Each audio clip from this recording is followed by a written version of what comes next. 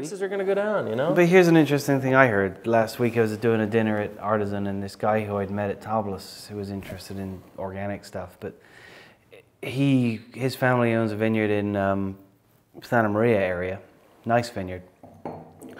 And he was saying that they train these vines to 5-foot cordons, which is pretty darn high, right? Yeah. And they're loving it.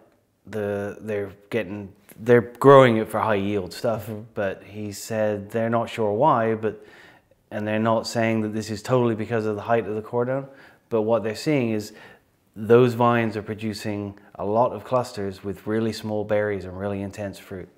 And they're kind of looking at going, travel a lot. Exactly. I mean, there was I think John Munch always used to say, the closer the root, the better the fruit. But now these guys are like, further the root, the better the fruit. It cracks me up, dude. We've been but at this maybe game that's so the thing, long. right? I mean, it's like whatever Davis sanctions is the new hot craze. All of a sudden, everything's planted that way for the next 5 years. But I remember, who was it? Rick Foreman up in Napa. Man, he was growing Cabernet that looked like willow trees. You know, these things were like so high off the ground, crazy stuff. He was making great cab back in the day, you know?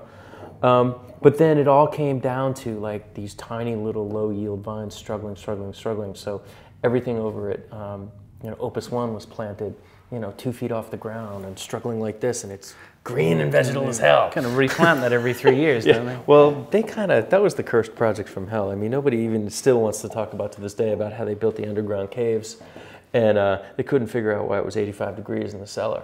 And they ended up air conditioning, because they built it on a hot spring. Yeah, and it's like they basically had to spend $1 million to air condition the underground caves.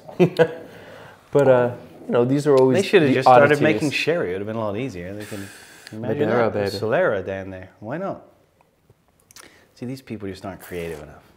This is tasty though, dude. It is. So It's got acid. let's talk about this. I got this It's got from acid. It's got white pepper on it. I got this from Ian at Bistro Laurent Wine Shop. Have you ever been in there? It's kind of cool. I've never been to the wine shop, actually. And I actually went in there and asked him for something. Guy said, I got Christian Tietje, it's weirdo, coming over, and I want something weird. And he didn't really have much at the moment that I fit. So he went home and got this for me, apparently. Well, I owe him a thank you. And it's from Sardinia. It's a blend of Grenache. I can't read this. Read that. Like I can. Oh, no, wait, you mean I can actually at least focus on the letters? Yeah. Can you? Slightly. The proof is in the pudding, as they say. I can. Does this mean I have to speak Italian? Can you? I love how this was not picked or from a certain vineyard. It was obtained So they stole it. Really? Cananaro. We traded our car Cananaro for this. grapes with small amounts Cananaro is Grenache. of Bavale, Bavale is Bavale, Carignano, which is Carignano, and red Malvasia. which is red Malvasia. Yeah. Malvasia Nera, I think. But cool. It's a 2003 What killed me, it's called Touriga, and all I could think of was like... Touriga Nacional. Yeah. I know, but it's not. It's from Sardinia, so you could actually go there with your dinghy. My You dinghy? could take a Virgin It's and not a paddle yacht, over there. it is slightly, it is a dinghy. No, I It's- mean the dinghy that comes with the yacht. Oh, no. Row over there and go visit them. It truly is a dinghy now. But it is nice. It's got gamey. It's a little funk. All about the funk, dude. Really, really nice wines. And I think that you want to know what it comes back Structured. to is And age. Age is important. there are times one of the wines. Say that again. Age is important. Yes, one of the wines that actually Cypher is named after is a wine that I made called Cypher, but it was completely inspired by Chris Cherry actually turned me on to a Portuguese table wine a long time ago, about 10 years ago now. And you could stick a fork up in this stuff.